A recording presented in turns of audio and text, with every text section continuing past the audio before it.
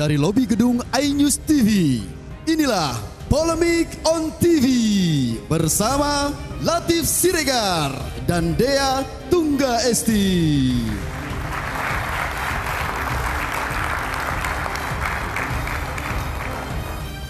Selamat malam, kita jumpa lagi di Polemik, program bincang-bincang yang membahas sebuah persoalan secara komprehensif dengan menghadirkan narasumber yang eksklusif.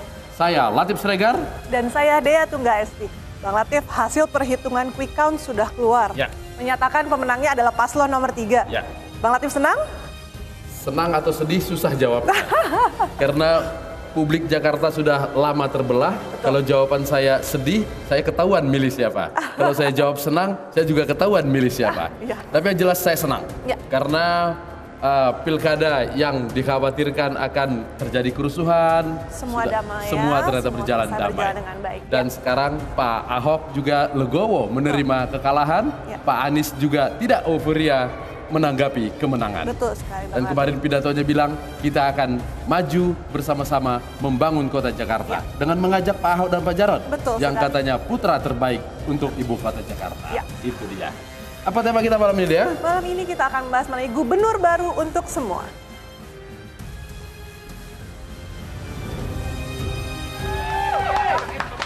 Untuk menemui para relawan, tim pemenangan, dan semua komponen yang terlibat dalam pemenangan ini yang sekarang semua berkumpul di DPP Partai Gerindra. Jika kawan-kawan semua masih berkesempatan, Suasana haru bahagia tak terbendung menyelimuti pasangan Anies Sandi Rabu malam kemarin.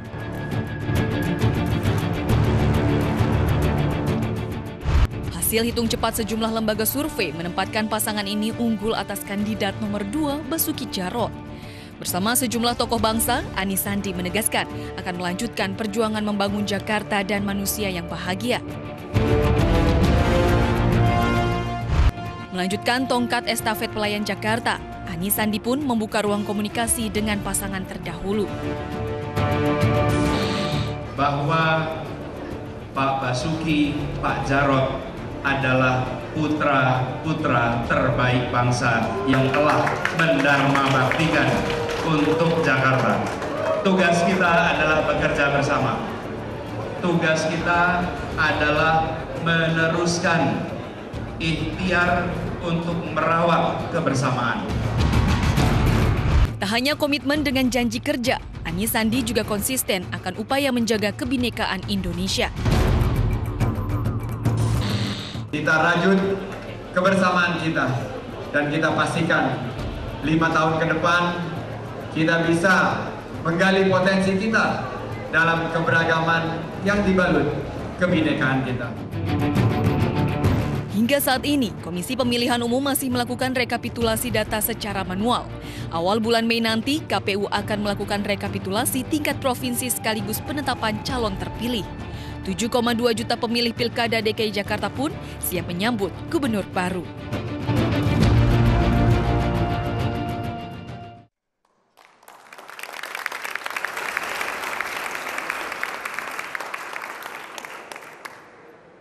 Dan malam ini, untuk membahas tema kita malam hari, kita sudah kedatangan tamu yang hebat-hebat.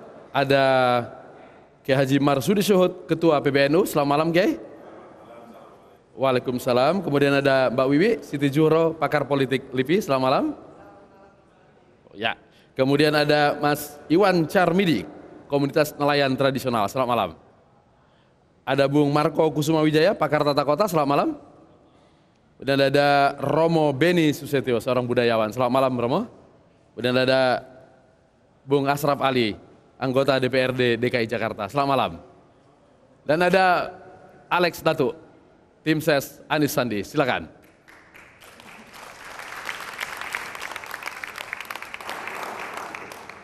Sebelum kita berbincang dengan para tamu kita, silakan pimpinan. Baik, Bang Latif, langsung saja saya buka persidangan polemik malam ini. Persidangan polemik dinyatakan dibuka. Silakan, Bang Latif. Ya. Baru duduk langsung saya todong aja. Pak Anies dan Pak Sandi merangkum keinginannya untuk membangun kota Jakarta dengan 2 kalimat yang sangat padat. Katanya menjaga keragaman dan kebinekaan dan mewujudkan keadilan sosial. Kenapa keberagaman ini menjadi tema pidato dalam pidato kemenangan tersebut? Silakan.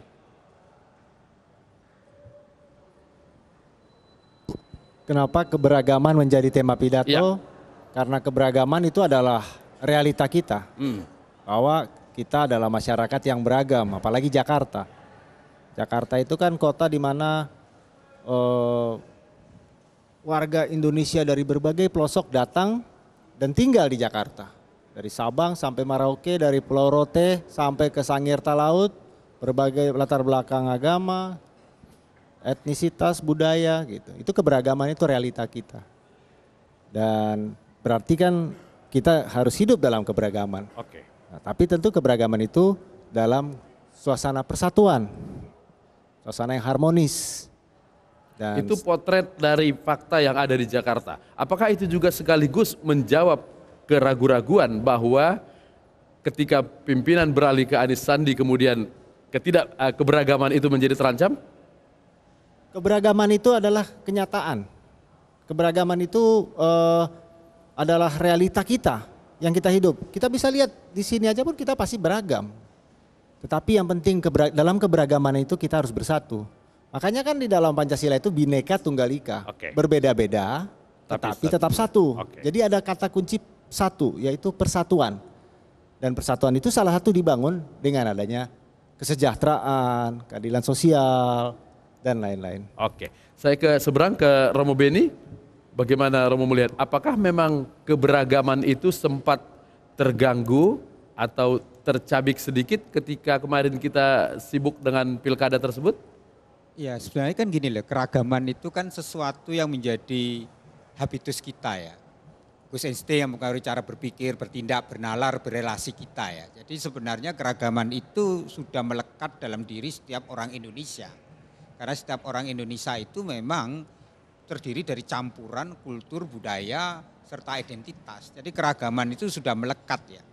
Jadi sebenarnya kita melihat bahwa kemajemukan itu sesuatu yang alamiah, yang sudah terjadi dan itu tidak mungkin tercapik-capik begitu saja gitu loh. Jadi kekhawatiran itu tidak perlu dibesar-besarkan dan kita mulai sekarang bagaimana merajut kebersamaan itu dengan meningkatkan persaudaraan sejati itu. Nah di sini pentingnya sebenarnya fungsi-fungsi komunitas-komunitas yaitu forum-forum komunikasi umat beragama itu. Sehingga kalau forum-forum itu lebih banyak membangun dialog, komunikasi, mewujudkan kebenekaan itu menjadi sesuatu yang harusnya diupayakan, maka kita menciptakan sebuah masyarakat yang memang menghargai kebenekaan itu. Tidak ada ketakutan akan kebangkitan radikalisme? Ya sebenarnya itu hampir semua terjadi. Jadi sebenarnya kita memiliki kearifan ya. Kearifan bahwa bangsa ini sebenarnya menyintai yaitu kebenekaan. Sejak awal kita itu beneka. Kalau kita pergi ke Mojokerto di situ ada Candi Seribu. Waktu itu kita bagaimana amputan tular merumuskan dengan baik kebenekaan itu gitu loh. Waktu itu ada 1000 lebih aliran kepercayaan yang bisa hidup, tumbuh, bahkan mereka bisa saling bergandengan. Jadi kultur kita itu memang kultur kemajemukan. Oke, baik. Saya ke seberang lagi ke Kiai Marsudi. Media-media asing juga menyoroti tentang keberhasilan Anies Sandi memenangkan pilkada. Tapi judulnya nggak enak. Gubernur yang didukung oleh Islam garis keras memimpin Jakarta. Apakah memang Kiai juga melihat ada gejala ke sana? Jadi kalau persoalan didukung oleh siapa, yang jelas didukung oleh warga DKI Jakarta. Itu yang terpenting itu. Faktanya Anies Sandi adalah memenangkan kalau nanti KPUD sudah memutuskan untuk beliau sebagai pemenangnya. Itu adalah hari ini menurut Wikekon kan sudah demikian. Ketika masyarakat internasional menganggap atau menulis demikian, ya sama saja kita juga melihat di internasional begitu. Kalau disebut didukung oleh hardliner di mana-mana ada, di Belanda ada, di Inggris ada, di Jerman ada, di Amerika ada, di Australia juga ada. Lah, yang penting ini sebutan mereka hardliner itu bisa kita kontrol, kita ajak main di dalam rule of the game yang sudah kita sepakati bersama-sama. Itu terpenting itu. Betapapun mereka sebutannya apa saja, kalau permainannya adalah permainan di dalam ringnya, ya kita masih bisa toleransi. Nah, stigma yang semacam ini mudah-mudahan kita sekarang dan siapa saja, karena yang semacam ini tidak hanya terjadi di Indonesia. Indonesia ada demikian, disampaikan oleh orang luar keberadaannya mereka ada, memang ada.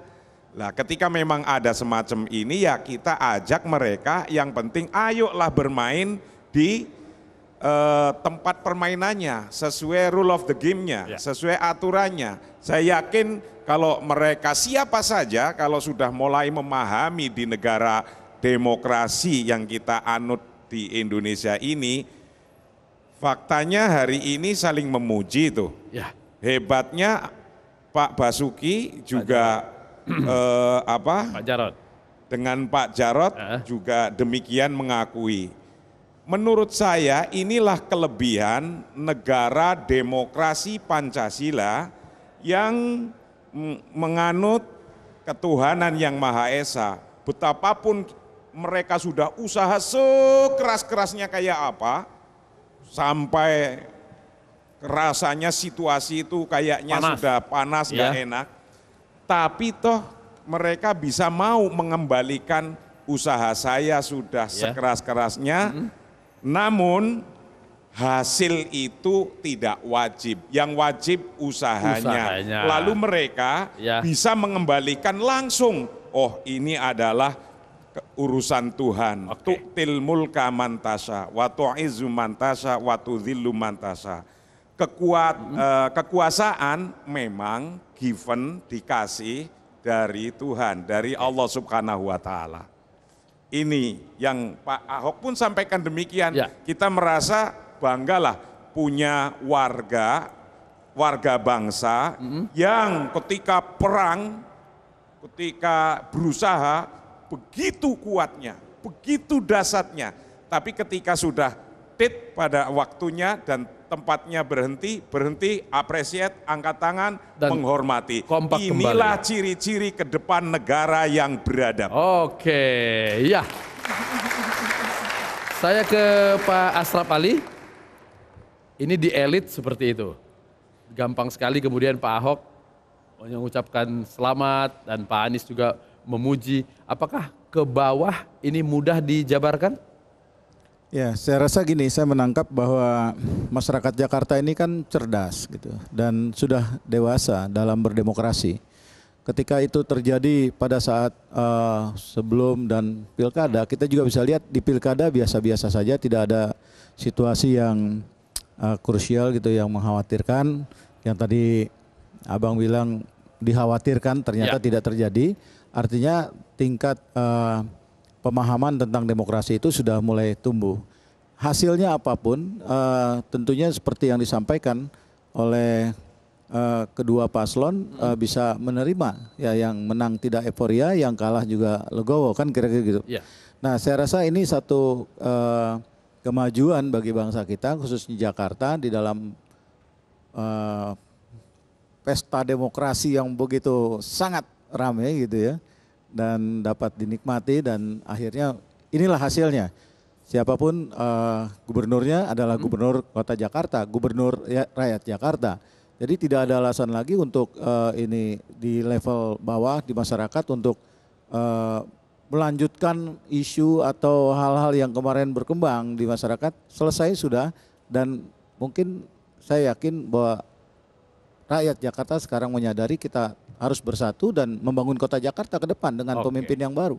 Gitu ini kan, karena jarak perolehannya yang begitu jauh, sehingga kemudian ya sudah harus legowo, atau kalau sekiranya selisihnya mepet akan panjang lagi urusannya? Ya, saya nggak bisa menganalisa atau memberikan alasan atau argumentasi seperti itu, tapi yang jelas bahwa inilah kehendak rakyat Jakarta melalui satu proses demokrasi yang cukup panjang, ya kan, dan sangat menarik. Jadi perhatian bagi seluruh Indonesia, bahkan ini juga jadi pengamatan dunia. Iya. Ya, beberapa negara dunia memberikan komentar tentang proses perjalanan kita. Kita berharap bahwa sebenarnya tadi yang Bang katakan dari tim sukses bahwa ini merupakan kebinekaan, ya inilah kita negara yang berideologi Pancasila dan juga penuh dengan keragaman, tetap kebinekaan harus tetap menjadi prioritas sehingga seperti yang Pak Presiden Jokowi katakan, apapun hasilnya tetap persatuan menjadi prioritas utama. Oke, Gitu. ya Mbak Wiwi, persatuan menjadi prioritas utama. Tapi kemarin hasil dari exit poll menunjukkan bahwa kebangkitan politik identitas, bahwa orang yang seidentitas, seagama, sesuku cenderung memilih paslon yang seidentitas dengan dirinya. Apakah memang ada kebangkitan politik identitas itu? Apa itu berbahaya atau hal yang wajar-wajar saja secara politik? Ya, ini karena pilkada ya. Dalam pilkada itu kan kontestasi. Dalam kontestasi itu terkandung di dalamnya adalah bagaimana mencari pendukung atau konstituen. Pemilih-pemilih yang akan mendukungnya seluas-luasnya. Tanpa batas gitu ya. Nah, karena untuk menang itu harus ada jumlah suara yang sangat signifikan. Oleh karena itu menurut saya sah saja semua mencari katakan ceruk-ceruk suara di tempat-tempat yang bahkan di tempat rivalnya kan gitu. Dalam konteks Jakarta kali ini sebetulnya Jakarta sudah menunjukkan kualitasnya bahwa masyarakat Jakarta itu aslinya, sejatinya adalah masyarakat yang cool gitu ya. Yang tidak pernah dalam sejarah pilkada langsung sejak 2007 pilkada di DKI itu menunjukkan ada kekisruhan, ada kerusuhan, ada konflik, ada violence, tidak ada itu. Jadi sepanas apapun tapi di level bawah tetap damai-damai saja. Jadi sejarahnya seperti itu sehingga kita juga menyaksikan kemarin itu kekhawatiran itu yang sangat berlebihan yang mungkin diprediksi akan terjadi sesuatu, ternyata tidak terjadi gitu. Nah ini yang menunjukkan bahwa sebetulnya kalaupun ada agama yang ditarik kemana-kemana untuk komoditi politik, toh akhirnya tidak menunjukkan ada korelasi yang positif sebetulnya. Di putaran pertama itu dengan sangat gamblang kita baca bagaimana Pak Basuki Cahayapurnama dan Pak Jarod dalam hal ini masih memperoleh kisaran 40 lebih, 42%. Tapi faktor penistaan membuat elektabilitasnya turun dari yang sebelumnya di atas 60 lalu kemudian turun hampir 30, turun setengah. Apakah memang itu tidak menjadi persoalan? Sebetulnya kalau kita telusuri ya, kita flashback, ini bukan masalah agama. Jadi kesalahpahaman tentunya antar masyarakat, antar komunitas yang pada dasarnya leverage factornya itu atau faktor pengungkitnya itu adalah kekecewaan, ketidakpuasan kepada petahana. Nah, ini di daerah lain pun kekecewaan yang tidak bersumber kepada agama. Tadinya bukan itu, gitu ya. Tadinya adalah tutur kata, perilaku, tindakan, kebijakan yang dianggap tidak berpihak pada wong cilik tadi itu yang membuat masyarakat rasanya kecewa kan gitulah. Ini lalu terakumulasi dengan adanya Al-Maidah itulah ditariklah ke sana kemari. Jadi gayung bersambut. Begitu ini dikeluarkan disambut. Nah, ini yang harus oleh Mas Anies tadi itu mulai menjadi pekerjaan rumah yang harus dirawat. Bukan cuman dijadikan komoditi politik, tapi sekarang ini harus dirawat, diimplementasikan. Apa betul kita toleran yang sebenarnya ya. Jadi jangan hanya umbul-umbulnya saja, spanduknya saja, cinta kebinekaan dan sebagainya, tapi implementasikan secara konkret. Baik. Oke. Bu Pimpinan, kita istirahat dulu. Baiklah, pemirsa, kita masih akan membahas mengenai perjalanan 5 bulan Pilkada DKI dan bagaimana ke depan hasilnya sesaat lagi. Sidang Diskurs.